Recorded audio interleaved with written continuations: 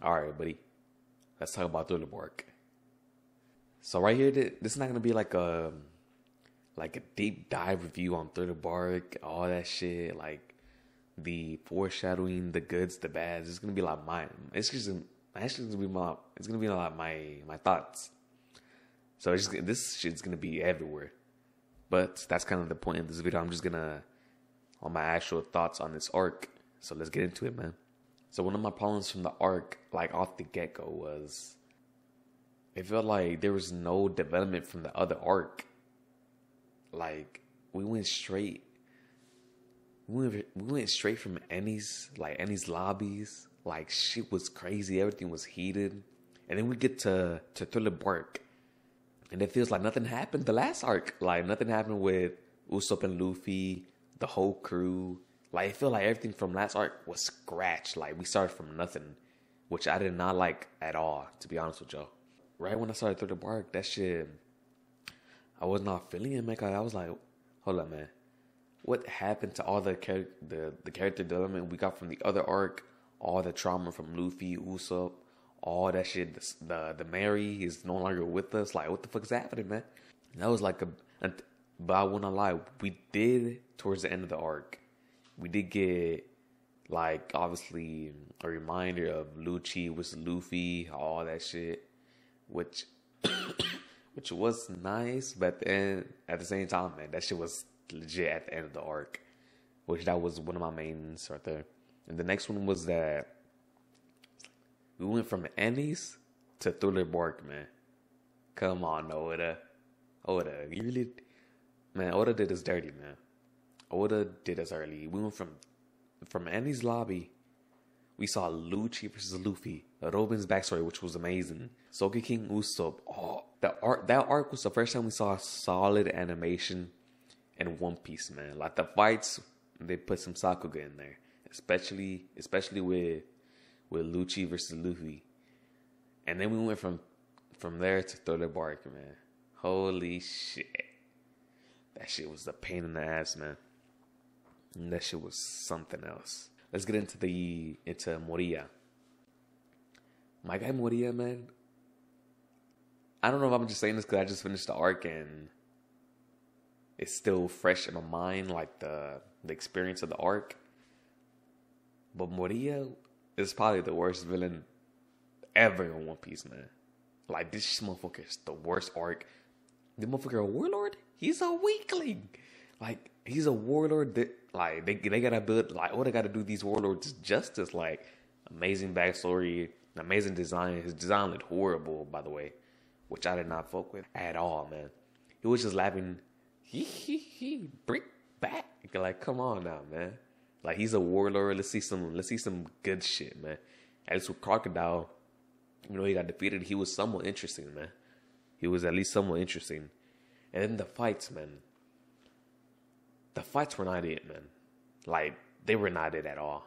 Like, even the big fights, like with Luffy, Luffy versus Maria. Bro, I did not really fuck with them, to be honest with y'all. The only fights I really fucked with was, and it's even that, like everybody was basically fighting the same fight at the same time. There were just certain moments where the animation looked somewhat decent, which was, there was a moment where, shit, I don't even know, bro, was there even good animation in this bitch? I don't even know, man. Let me think. Because there were moments where it did look good. Like Gear 2 Luffy. But the art, like, I don't even know if there was solid animation in this arc. I'm going to be honest with y'all, man. Yeah, I don't know, man. And a lot of the episodes, man, for like 20 episodes straight towards the end of the arc, once we got to Oars and the crew fighting Luffy, bro, they were like the same episodes for legit, from that starting episode to 20 episodes down the line, man. It was like the same shit over and over and over and over again, which I get it, but at least let's execute that shit better. You see what I'm saying? But now let's get on to the next topic. So those were my cons of the arc, which I didn't fuck with. Now let's get into the pros of the arc, which They were massive pros in this arc. Let's get into it. My first one is with that. Before we entered Thriller Bark, we met the skeleton, which his name is Brick. Brick is, I fuck with Brick a lot, man. When we first got into before we got into Thriller Bark, we met the skeleton Brick, which I did not know I was gonna fuck with. But episodes down the line, I started fucking with him. That shit was a massive, like Brick is, I fuck with Brick a lot. And also, we got the whole shit with Laboon, which was amazing storytelling, man. Like Oda really did like go crazy right here, man. Like this is where Oda shines, man. So basically with Brick and Oda, Laboon is the well we met episodes down the line before we get into the Grand Line. Before we got to the Grand Line, that was chapters, episodes ago, man. And we met this well there when we got there to the Grand Line. And his name was Laboon. He was just hitting his head on this massive ass mountain because his crew left him. His crew, he's been waiting for his crew for 50 years and they've never got him back. Now, arcs down the line, episodes down the line, chapters down the line, legit hundreds of episodes down the line. We met Brick the skeleton, which as we later find out throughout the arc that he made a promise to somebody that he'll get back to them.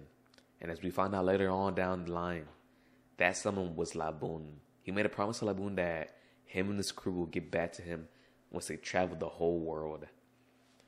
And man, that shit hit. Laboon's backstory was amazing. All that shit was amazing. It was all amazing. And then another massive moment for me was the Zoro. Zoro was going ham in this arc. I'm not gonna lie. Where he went against Kuma, nothing happened. Man, that shit was amazing, man. That shit was like, you really just see Zoro's gangster, man. Like Zoro is a gangster. He's a true comrade, a true crewmate. He's gonna become something special one day, man. That was a massive, massive moment in this arc for Zoro. And another one of my pros of this arc where we met Kuma, Tyrant Kuma, which his entrance to the arc, right when he got into the arc, I feel like that's when Thriller Bark started getting decent. Like I was somewhat interested into the arc, what Oda was doing, the storytelling with Blackbeard and all that shit. That's when I really got into the arc. Like once Kuma met Moria, that whole interaction in itself was interesting as hell, man. The whole shit with the whole shit with Kuma and Blackbeard, that shit was amazing. And yeah, man. And then another one, which was massive, man, is that we found out that Blackbeard is a warlord now. He took over Crocodile as a warlord place. But at the same time, something else we found out is that he imprisoned Ace, man.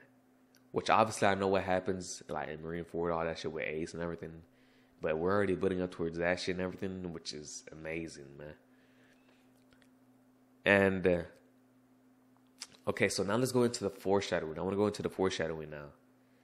And there was a bit of foreshadowing in this arc, which the first one was that a lot of times throughout the arc, through Moria, through Kuma, through Lola, we keep getting references of the new world. Go to the new world, this at the new world. There are a lot of like build up references to we are at some point going to go to the new world, which is amazing, man. I can't wait to see that shit.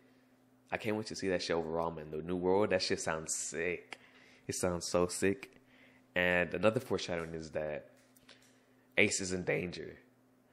As obviously we found out from Blackbeard, from Kuma, Blackbeard imprisoned Ace. And later down towards at the end of the arc, we find out through Lola that there's these special pieces of paper, which if someone gives you the paper, you could tell where they are anywhere around the world. How, like you could tell which way they are Yeah, you can tell which way they are.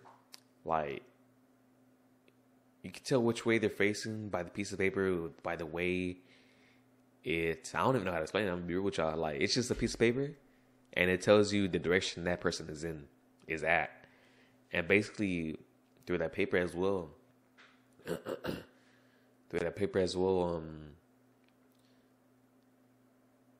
If the paper catches on fire, it means the host of that paper is in danger, and Ace is definitely in danger.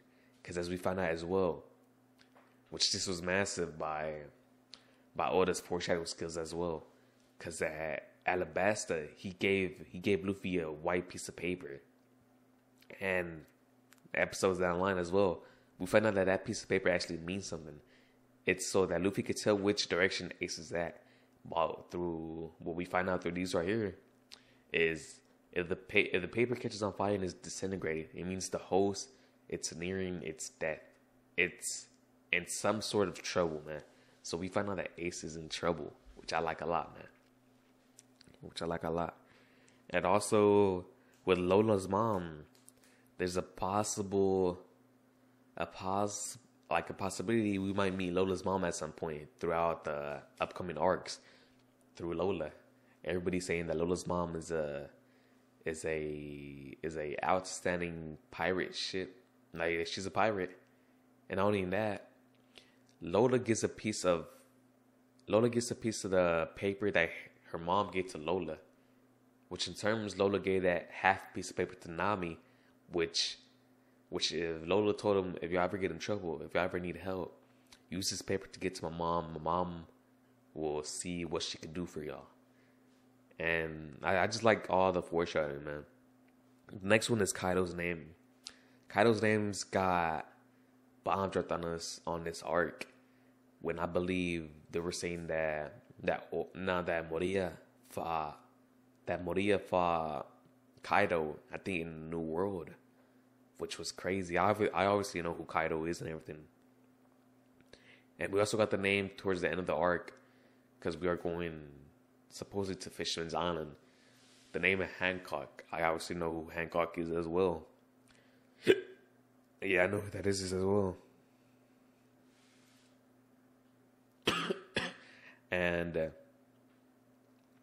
and we got a semi upcoming. We know what's coming ahead is Fishman's Island. That is the next arc we are supposedly going to, but we'll see, man. And these were just my thoughts of the whole arc, which I'm gonna give y'all a review of what I think of this arc, man. And I'm gonna be blunt as hell, man. Like, legit, this is my honest opinion, my honest thoughts of this arc. I'm gonna give it I'm gonna rate it out of 1 out of 10. I'm gonna give it a fucking 6, a 5, man. This arc was, it is what it is. On to the next arc, man. But shit, what else could I say, man? This is it for this one. Take care, man. See y'all.